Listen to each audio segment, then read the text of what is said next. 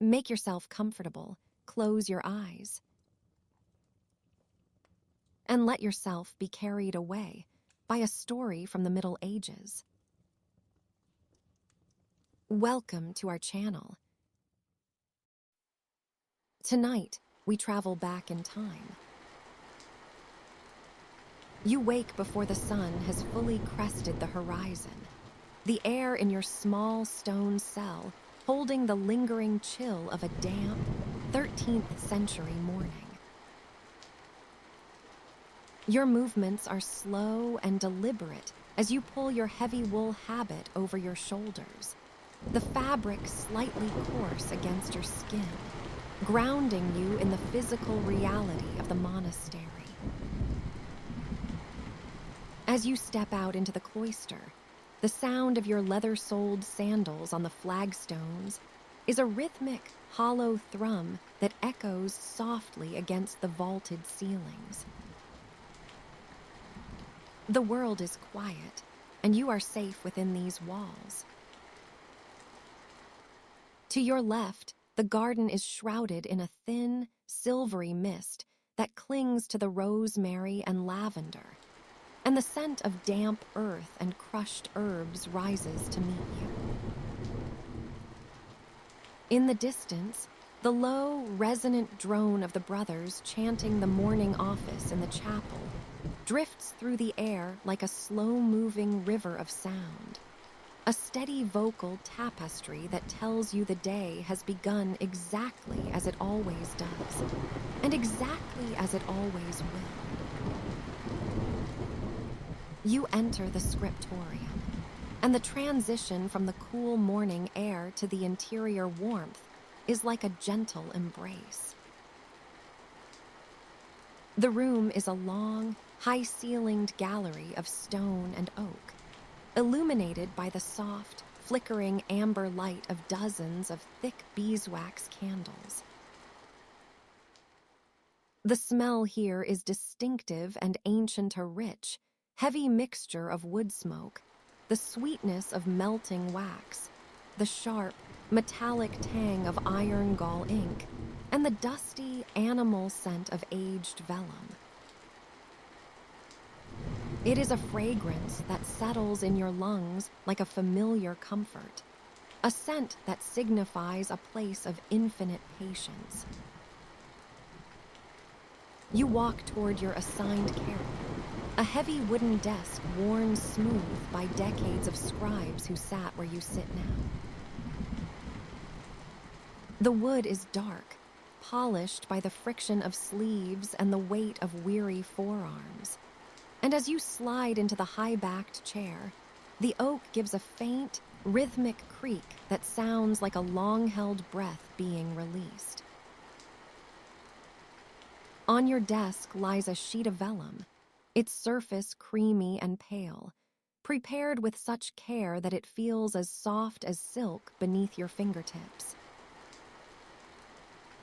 You run your hand across the page, feeling the slight, organic grain of the calfskin, a surface that is both sturdy and delicate.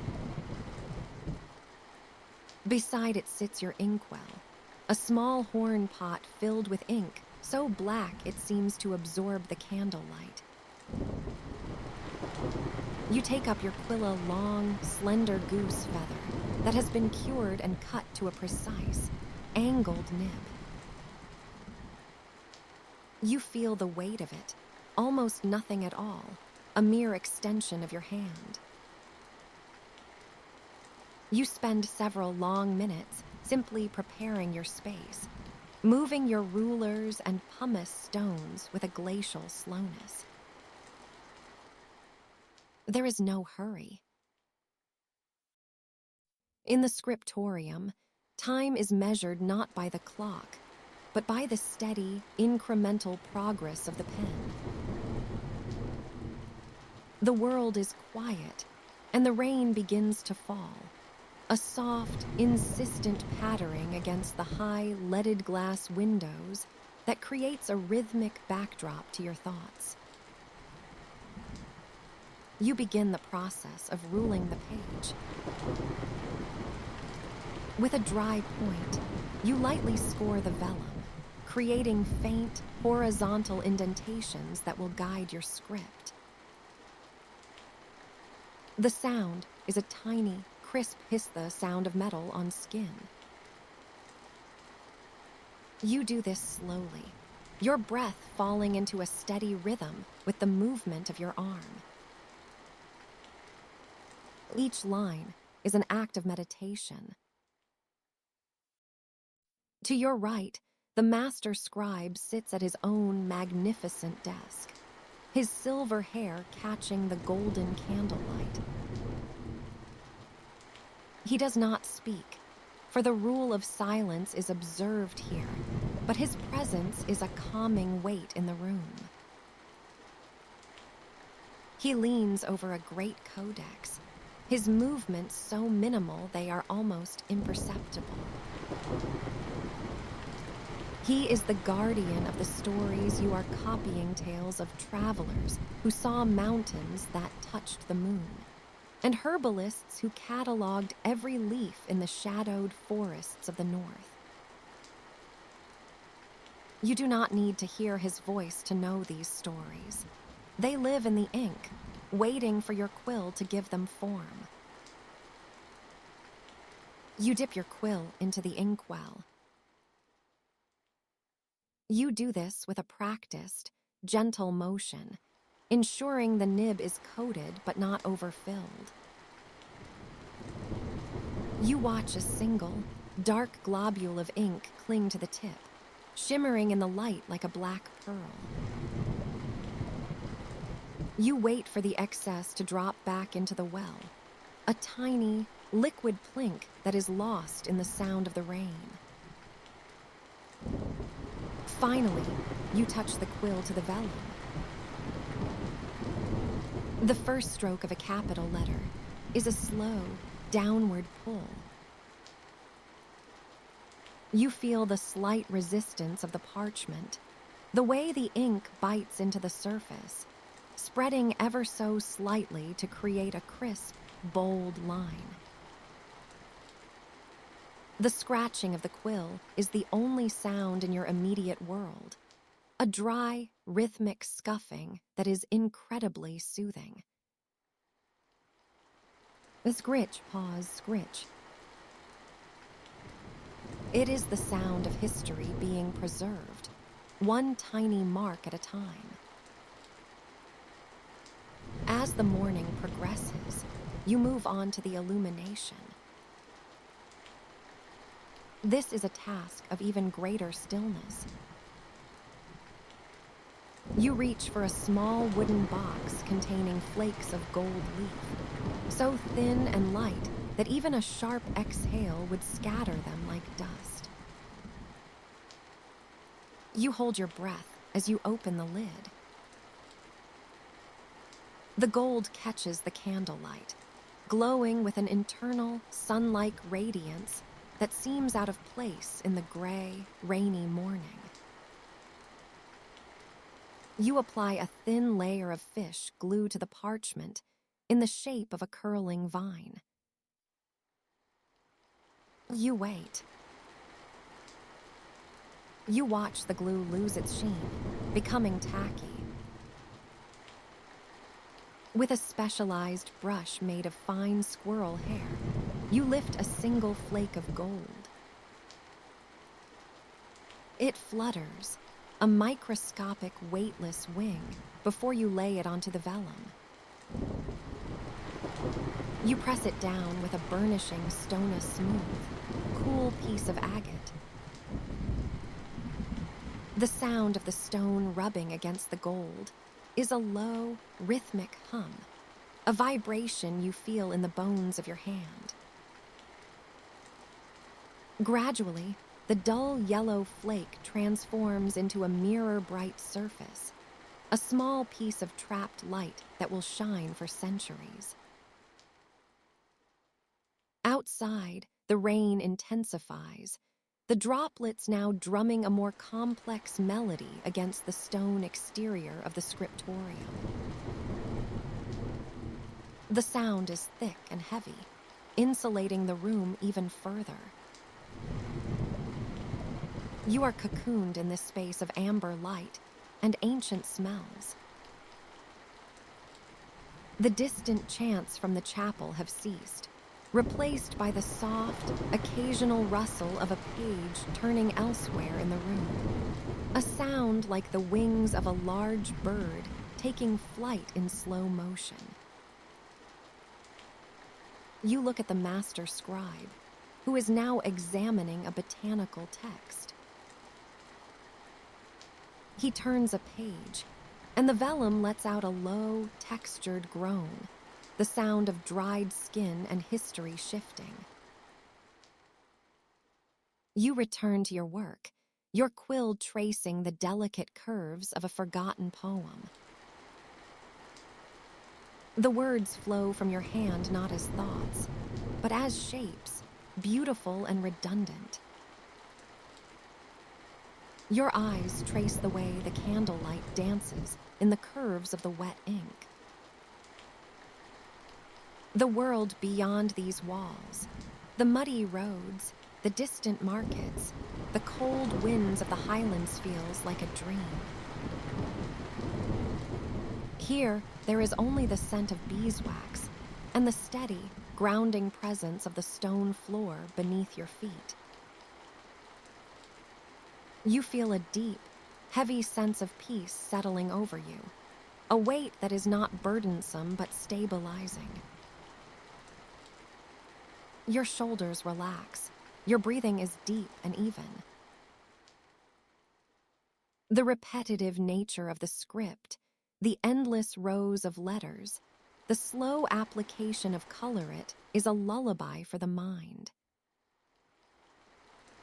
You are a small but essential part of a vast, slow-moving tradition. The rain continues its gentle assault on the windows, a gray curtain that hides the rest of the world, leaving only you, the ink, and the golden light. You are safe and warm. The world is quiet. You dip your quill once more, the motion as natural as a heartbeat, and continue the slow, beautiful work of the dawn. You are here, in the stone quiet.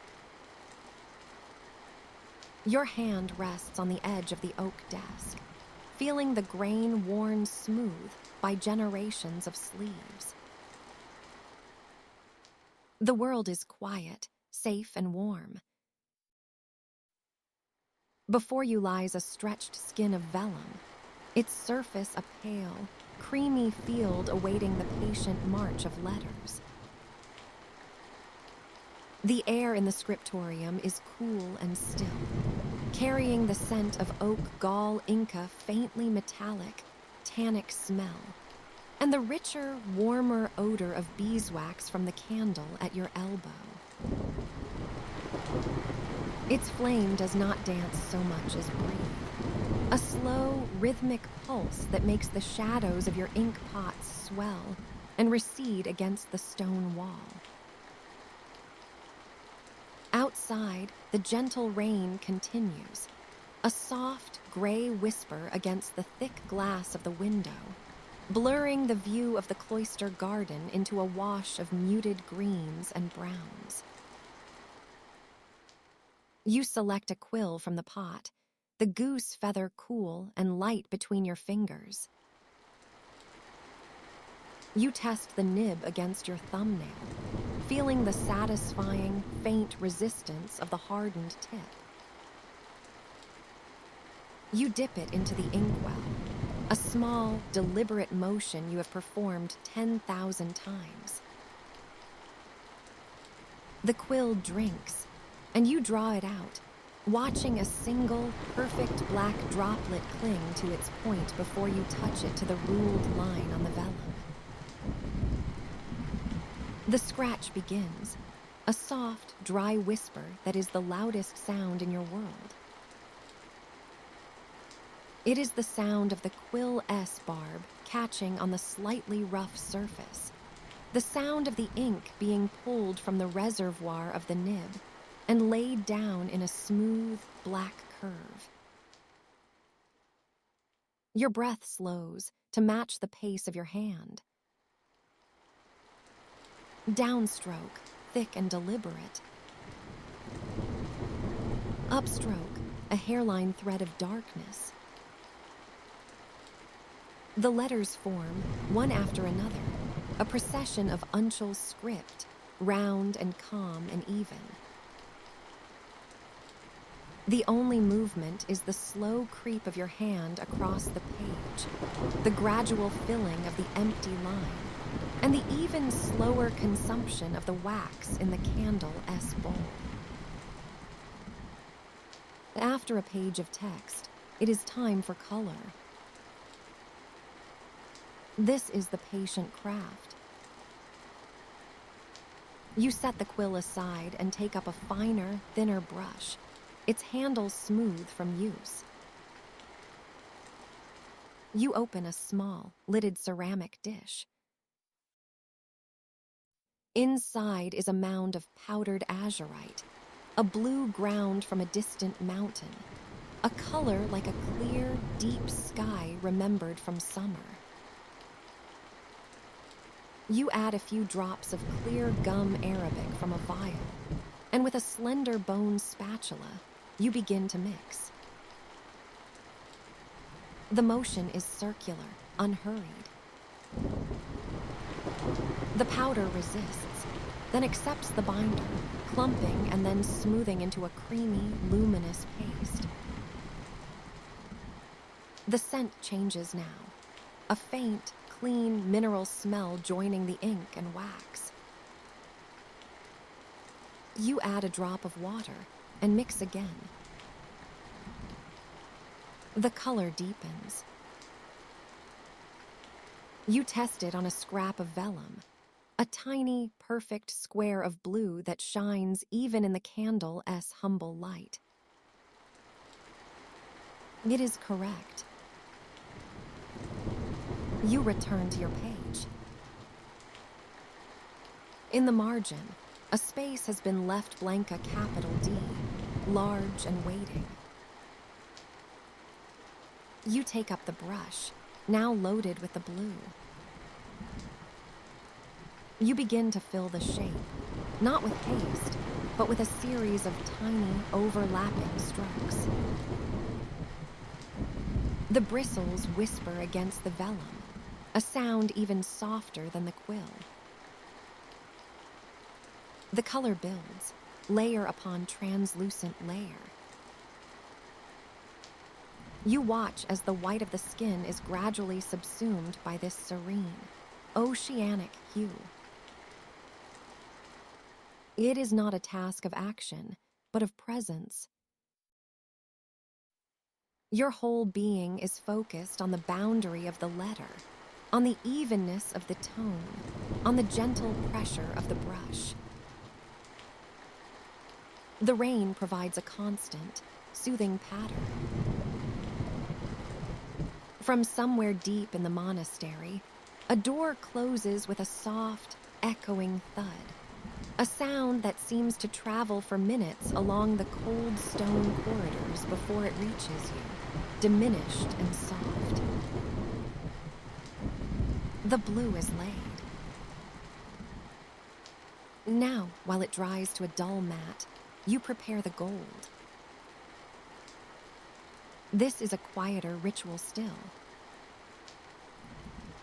From a leather pouch, you take a sheet of gold leaf, thinner than a moth's wing, pressed between pages of coarse paper.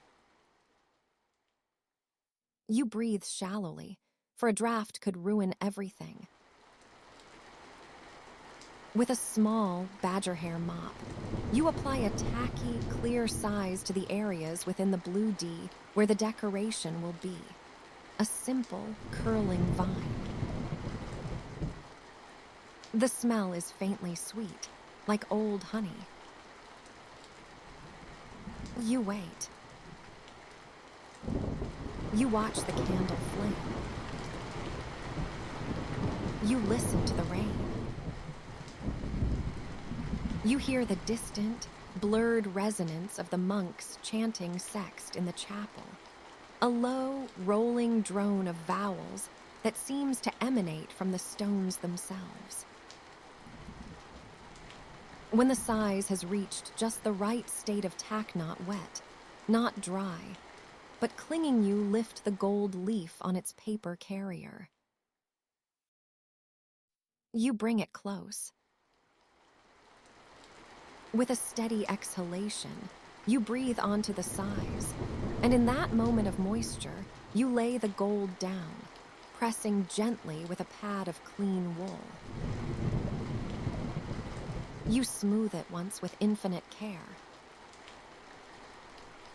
You peel back the paper. And there it is. Where there was blue, now there is also gold. Not a shiny, garish gold, but a deep, warm, buttery light that seems to be held within the page itself, glowing with a captured radiance from the candle. You take a burnisher, a tool of polished wolf-esque tooth set in a wooden handle. With long, slow, firm strokes, you polish the gold.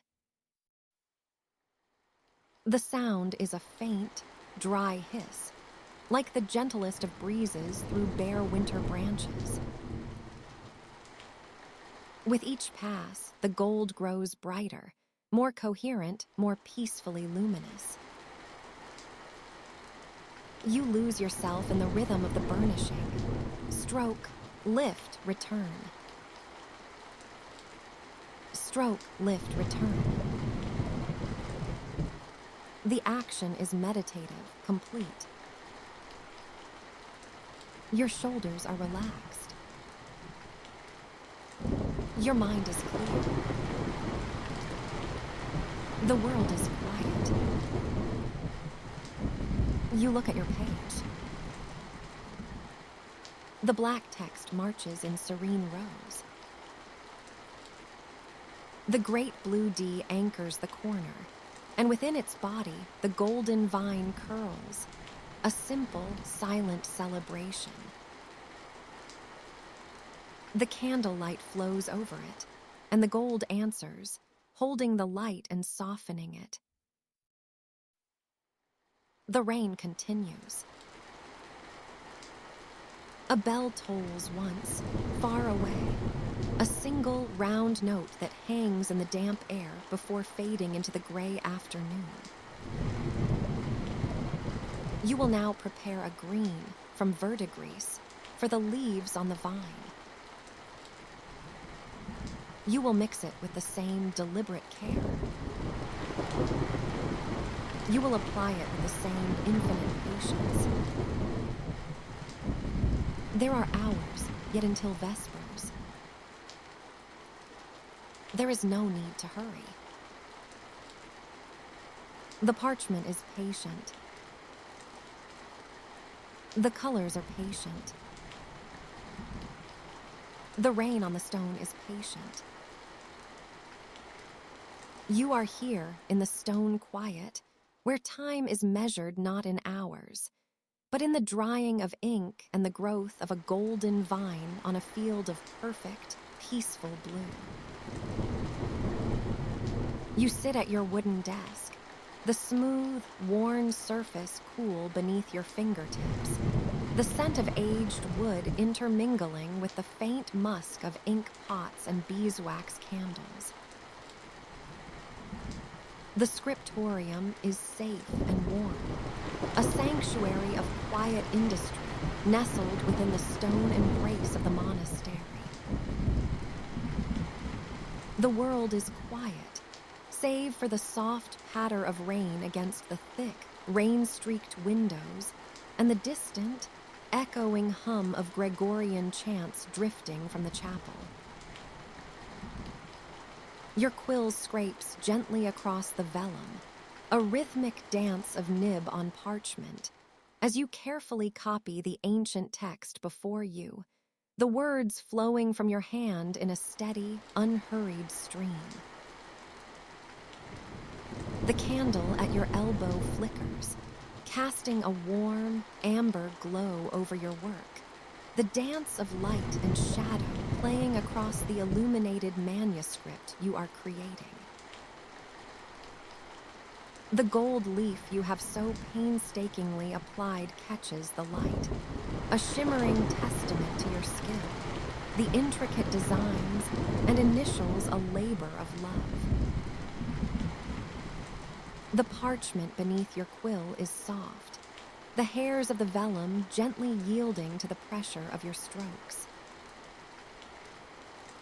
You dip your quill into the ink pot, the rich, dark liquid clinging to the nib, the scent of iron and oak galls filling your senses as you prepare to continue your work. The ink pot gurgles softly as you withdraw your quill, the sound a gentle counterpoint to the scratch of your pen. You pause for a moment, your eyes tracing the lines of the ancient text you are copying, the words a window into a world long past. Your master scribe, Brother Thomas, is at his desk nearby, his own quill moving in a steady, rhythmic dance. His desk is as cluttered as yours, a testament to the work that fills your days. Scrolls of vellum are strewn across the surface, their edges curled and brittle with age, the parchment yellowed with the passage of time. Ink pots and quills are scattered haphazardly, the tools of your trade a comfortingly familiar sight. The scent of aged leather bindings and dried herbs fills the air, the smell of knowledge and time. Brother Thomas looks up from his work, his eyes meeting yours, a silent understanding passing between you. He gestures to the manuscript you are working on, his hand tracing the lines of the ancient text, the parchment crinkling softly beneath his fingers. You lean in closer, your eyes tracing the words as he speaks, the soft murmur of his voice a gentle counterpoint to the distant chants and the patter of rain. The text you are copying is a fragment of an ancient traveler's tale, a description of distant lands and exotic flora. You can almost taste the words, the strange and wondrous sights and sounds they evoke. The parchment feels smooth beneath your fingers as you turn the page, the edges crisp and cool against your skin. You dip your quill once more, the ink pot gurgling softly as you withdraw it, the rich, dark liquid clinging to the nib. The scratch of your quill on the parchment is a comforting sound, a rhythmic dance that fills the scriptorium with a sense of peace and tranquility. The rain continues to patter gently against the windows, the sound a soft, steady rhythm that blends seamlessly with the scratch of quills and the distant chants. The candle at your elbow flickers, the flame casting a warm, amber glow over your work, the shadows dancing gently across the illuminated manuscript. The gold leaf shimmers in the light, a testament to your skill and the beauty of the ancient words you are preserving. You lean back in your chair, your eyes tracing the lines of the manuscript once more. The parchment is soft beneath your fingers, the edges curled and brittle with age. The scent of ink and aged leather fills the air, a comforting, familiar smell that speaks of knowledge and time. The scriptorium is safe and warm, a sanctuary of quiet industry nestled within the stone embrace of the monastery. The world is quiet. The only sounds the gentle patter of rain, the soft scratch of quills, and the distant, echoing hum of Gregorian chants. Your quill moves steadily across the parchment, the words flowing from your hand in a rhythm as old as time itself. The ink pot gurgles softly as you dip your quill, the rich, dark liquid clinging to the nib. The parchment feels smooth beneath your fingers, the edges crisp and cool against your skin. The candle at your elbow flickers, the flame casting a warm, amber glow over your work, the shadows dancing gently across the illuminated manuscript. The rain continues to fall. The patter of droplets against the stone walls a soft, steady rhythm that blends seamlessly with the scratch of quills and the distant chants. The Scriptorium is peaceful and still, a haven of quiet industry where the old ways are preserved and the ancient words are given new life. The world outside may be bustling with activity, but here, within the stone walls of the monastery, time moves at a slower, more measured pace. The only sounds are the soft, steady scratch of quills on parchment, the distant echo of Gregorian chants, and the gentle patter of rain against the stone walls. The candle at your elbow flickers, the flame casting a warm, amber glow over your work, the shadows dancing gently across the illuminated manuscript. The gold leaf shimmers in the light, a testament to your skill and the beauty of the ancient words you are preserving. The Scriptorium is safe and warm, a sanctuary of quiet industry where the old ways are preserved and the ancient words are given new life. The world is quiet. The only sounds the gentle patter of rain, the soft scratch of quills, and the distant, echoing hum of Gregorian chants. You lean back in your chair, your eyes tracing the lines of the manuscript once more, the parchment soft beneath your fingers, the edges curled and brittle with age.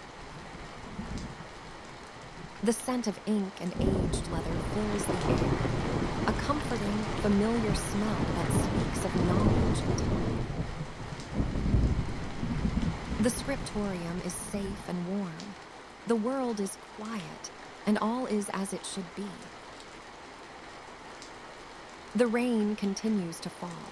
The patter of droplets against the stone walls a soft, steady rhythm that blends seamlessly with the scratch of quills and the distant chants. The candle at your elbow flickers, the flame casting a warm, amber glow over your work, the shadows dancing gently across the illuminated manuscript. The gold leaf shimmers in the light, a testament to your skill and the beauty of the ancient words you are preserving. The Scriptorium is safe and warm, a sanctuary of quiet industry where the old ways are preserved and the ancient words are given new life. The world is quiet. The only sounds the gentle patter of rain, the soft scratch of quills, and the distant, echoing hum of Gregorian chants. You lean back in your chair, your eyes tracing the lines of the manuscript once more, the parchment soft beneath your fingers, the edges curled and brittle with age. The scent of ink and aged leather fills the air, a comforting, familiar smell that speaks mix of knowledge and time.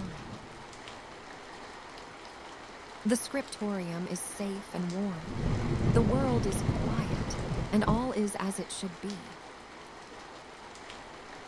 You sit at your narrow wooden desk beneath the cool curve of a stone archway, your forearms resting on the rough-grained plank, the grain pressing faintly into your skin as you smooth a sheet of vellum with the pad of your thumb, the parchment cool and slightly clammy to the touch, and the air around you thick with the smell of iron-rich ink and warm beeswax, while rain keeps time against the outer walls in a steady, patient patter. The sound of water on stone like a slow metronome. And the quill in your hand scratches and sighs in a measured rhythm as you make the first careful letter of the page, safe and warm. The world is quiet. You dip your nib into the ink drip that sits in its small, glazed pot, feeling the slight tack of the ink on the quill where it gathers, smelling the faintly metallic tang of oak gall mixed with soot, and a whisper of citrus from a distant jar of pigment. And you move through the motion again and again, a slow, circular ritual of dipping and drawing that leaves tiny, regular smudges on your fingertip, the sound of the pen on vellum a constant. Patient rasp beneath the softer susurration of pages turning in stacks nearby. The process repeated until your hand finds its evenness. You set aside the pen and reach for the mortar where you grind pigment by the motion of the wrist, the pestle cold and smooth in your palm as the powdered mineral breaks down into a fine velvet dust that smells of wet stone and crushed herbs. And each grinding is met with the whisper of stone on stone and the faint, dry rustle of your robe as you lean. The motion long and even, slow and deliberate, the same circling of wrist and pestle repeated until the color is soft and stable, safe and warm. The world is quiet. You mix the pigment with a drop of egg white, the membrane slick and slightly viscous between thumb and forefinger, and you watch it marry to the powder, the paste smelling of iron and hearth heat. And you lift your brush with the gentle stiffness of badger hair and apply the color to an initial in tiny, exacting strokes. The brush hairs whispering on the vellum, and the scent of glue and drying pigment rising in a soft, domestic way. The hand moving back and forth in the same patient arc until the letter holds the hue you intended, the action repeated, and the rhythm steady. You prepare the gesso for the gold by mixing chalk with a binding medium, your fingers dusted with white as the chalk scatters in a fine cloud and carries the dry mineral smell of chalk and burnt lime into the air. And you lay the gesso with a thin knife, the blade whispering as it smooths, then wait as it dulls to a slight sheen, the chapel bells far away marking the slow hours, and you return with tissue-thin sheets of gold, placing each leaf with an almost ceremonial steadiness and burnishing with a smooth agate. The burnisher warm and slippery between your fingers, the friction making a faint, satisfying squeak, safe and warm. The world is quiet. You trace letters into the margins, copying a traveler's account you have read many times, your finger following the syllables as if to steady the hand, feeling the slight ridges where previous ink has sunk in, smelling the faint perfume of the traveler-s vellum which still carries a memory of distant sea salt and cured hide, and your ear catches the distant chant that ebbs and wanes from the chapel like a slow tide, the quill-s scratch ongoing and rhythmical, the tiny sound of a desk creak as you shift your weight, and you repeat the same careful stroke, the same measured formation of each character, the same slow loop that becomes comfortable by repetition. You glance toward the narrow window that looks out over the herb garden, the glass corrugated with rain tracks, and you rest your palm on the cool sill where condensation beads and runs into tiny rivers, the scent of wet thyme and rosemary drifting in on a cool breath, mingling with the buttery beeswax nearby. And you watch the same droplets form and fall again and again, timing their descent as the hush of raindrops meets the distant murmur of bell and chant, and you return to your desk. Palms still slightly damp and smelling of earth and leaf, the motion of looking and returning slow and familiar. You renew a candle by trimming the wick with careful fingers, the small scissors making a faint metallic ping that seems far louder in the hush. And you press a scrap of beeswax to the flame, feeling the warmth immediately on your fingertips and smelling the honeyed sweetness of the wax as it melts. You smooth it into a guttering seam where two folios meet, the wax setting with a soft, almost inaudible crackle, and you perform this small maintenance repeatedly. The candlelight steadying into a calm pool that throws the gold leaf into a lazy shimmer, safe and warm. The world is quiet. You rest your hand on the rising mound of the next folio, feeling the slightly springy give of the stretched skin beneath your palm. And you think of the kitchen below where the bread is left to rise in quiet bowls, the thought accompanied by the low, warm smell of yeast and warm flour that seems always to find its way even into the stone corridors. And you picture the old, sure hands of the baker pressing dough, and leaving it to itself, and checking it again and again. The creak of the stair and the distant clack of a wooden paddle, and you breathe in the yeasty air and return to your manuscript, the repetition of tasks like a slow chant.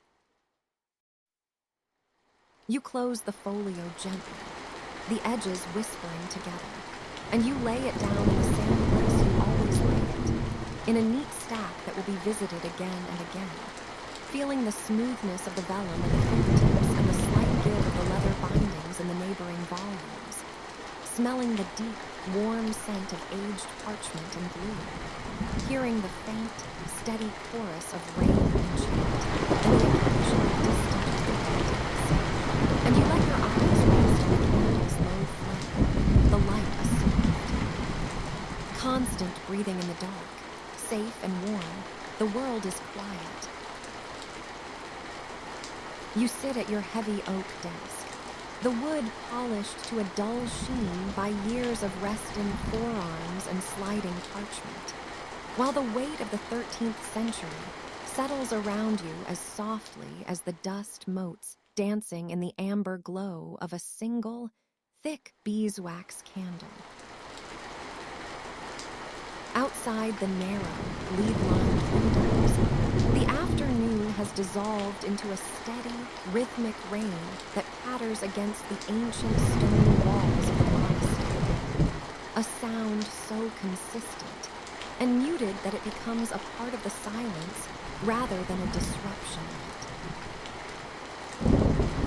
You feel the coolness of the stone floor beneath your sandaled feet, a grounding sensation that contrasts with the localized warmth of the candle flame flickering just inches from your hand. The air in the scriptorium is thick and still, carrying the deeply comforting scent of aged leather bindings, the metallic tang of iron gall ink, and the sweet, honeyed aroma of melting wax that drips slowly down the side of its brass holder. You reach out a steady hand to touch the vellum page before you, feeling the slight, organic grain of the prepared calfskin, a surface that is both smooth and slightly resistant, waiting patiently for the next stroke of your quill. The world is quiet, and you are safe and warm within these walls, where time is measured not by hours, but by the slow progression of ink across the page. Your master scribe sits several desks away, his presence a silent anchor in the room. And though he does not speak in a voice that demands attention, the low, melodic drone of his storytelling flows toward you like a slow-moving river, recounting fragments of botanical lore and the properties of herbs gathered in sun-drenched meadows far beyond these gray stone walls. You listen to the hum of his voice without needing to grasp every word, letting the cadence of his speech lull you into a deeper state of focused tranquility as you begin the delicate process of preparing your pigments. You pick up a small glass muller and begin to grind a fragment of lapis lazuli into a fine, ethereal blue. The rhythmic, circular motion of your hand creating a faint, grinding whisper against the stone slab. The sound is repetitive and hypnotic, a physical manifestation of the patience required for this holy work. And you find yourself breathing in time with the movement, your lungs filling with the earthy scent of the minerals and the faint dampness of the rain-cooled air drifting through the high rafters. Every movement you make is deliberate and slow, for in this place there is no need for haste, only the pursuit of a quiet and enduring perfection. As the blue pigment reaches the desired fineness, you add a few drops of clear water and a binding of gum arabic, watching as the dry powder transforms into a rich, deep liquid that clings to the sides of your small ceramic pot. The world is quiet, and the only other sound is the distant, ghostly echo of Gregorian chants rising from the chapel below, a tapestry of monophonic harmony that seems to vibrate through the very stones of the building. The voices rise and fall in a seamless loop, a sonic representation of the eternal, and you feel the resonance in your chest, a gentle vibration that matches the steady beat of your own heart.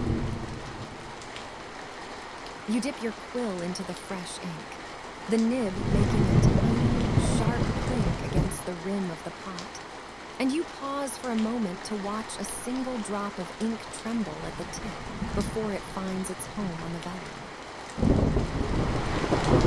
The first stroke is a long, sweeping curve, and you hear the dry, scratchy protest of the quill as it bites into the surface of the page, leaving behind a trail of wet, glistening color that will eventually dry into a permanent testament of this moment. The process of illumination requires a stillness of the soul, and you find that stillness now as you prepare to apply a sliver of gold leaf to the border of the manuscript. You pick up a tiny, translucent sheet of gold with a wooden tool, the metal so thin that it flutters with the mere suggestion of your breath, a shimmering, weightless fragment of light. You breathe a soft, warm sigh onto the area of the page where the adhesive has been laid, the moisture of your breath just enough to create a bond, and you watch with a sense of profound peace as the gold settles into place. It is a slow and exacting task, requiring you to remain perfectly motionless, your entire universe shrinking down to the point where the gold meets the vellum. You use a smooth hound-esque tooth to burnish the metal, the repetitive back-and-forth motion creating a soft, rhythmic clicking sound that lulls you further into a state of meditative calm. The gold begins to shine, reflecting the flickering candlelight in a way that makes the page seem to glow from within, a small sun captured in a sea of ink and stone. The rain outside continues its tireless vigil. The droplets streaking the glass in erratic, beautiful patterns that distort the view of the cloister garden into a smudge of deep greens and grays. You can hear the occasional creak of the wooden desks as the wood expands in the humidity. A low, groaning sound that feels like the building itself is settling into a comfortable sleep. The air remains cool away from your candle, but the warmth of your task keeps you cocooned in a pocket of comfort, the smell of the ink becoming more pronounced as the day wanes. You turn the page with a slow, deliberate movement, the vellum making a stiff, rustling sound that echoes softly in the high-vaulted ceiling of the scriptorium. Each page is a world unto itself, a landscape of geometry and grace that you navigate with the tip of your pen, moving from one word to the next with a glacial pace that honors the history contained within the text. The world is quiet, and you are safe and warm, a single point of consciousness in a vast, unfolding history of light and shadow. As the candle burns lower, the shadows in the corners of the room begin to lengthen, stretching across the floor like long, dark fingers reaching for the center of the room. The master scribe has ceased his low humming, and now the only sounds are the rain and the rhythmic scratching of your own wood, a solitary duet that underscores the profound isolation and peace of the monastery. You feel a sense of completion as you finish the final flourish on the decorative vine, the ink still wet and shining in the dimming light. You set your quill down in its rest, the small wooden click signaling the end of the day's labor, and you sit back for a moment to simply exist in the space you have created. Your muscles feel heavy and relaxed, a pleasant tiredness that speaks of a day well spent in the pursuit of beauty and quietude. The candle is now a mere nub, its flame dancing on the edge of the wick, casting long, undulating shadows against the stone archway behind you. The scent of the room has shifted slightly, the smell of the rain now more dominant as the evening air cools, mixing with the lingering sweetness of the beeswax. You watch as the last of the light fades from the windows, the gray sky turning to a deep, velvety indigo that matches the ink in your pot. There is no urgency to leave, no pressure to move on to the next task. There is only the present moment, the feeling of the cool air on your skin, and the knowledge that the manuscript is safe, the words preserved for a future that feels infinitely far away. You reach out to extinguish the candle, your fingers hovering near the flame for a second to catch the last of its warmth before you pinch the wick. A thin trail of white smoke curls into the air, carrying the final, concentrated scent of the wax upward into the darkness. And for a moment, the world is perfectly still. You are safe and warm in the dark. The rhythm of the rain on the stone walls a lullaby that promises a dreamless and enduring sleep, as the monastery exhales the day and settles into the profound, unshakable silence of the night.